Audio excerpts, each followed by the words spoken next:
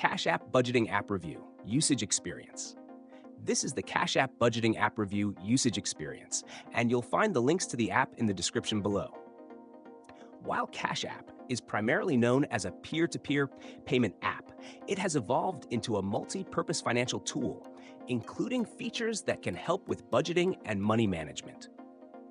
The app's main focus is on sending and receiving money instantly, but it also offers a cash card, a customizable debit card that directly links to your Cash App balance. This is where its budgeting capabilities come in. You can load money into Cash App, use the cash card for everyday spending, and track transactions directly in the app. Cash App doesn't have traditional budgeting categories like dedicated budgeting apps, but you can review your spending history and set balance alerts to help manage your funds.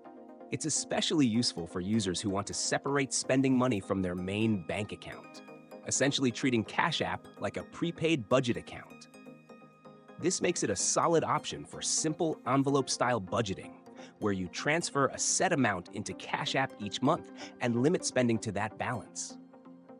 The app also supports direct deposit, so you can receive your paycheck directly into Cash App and build a spending plan directly within the app's ecosystem.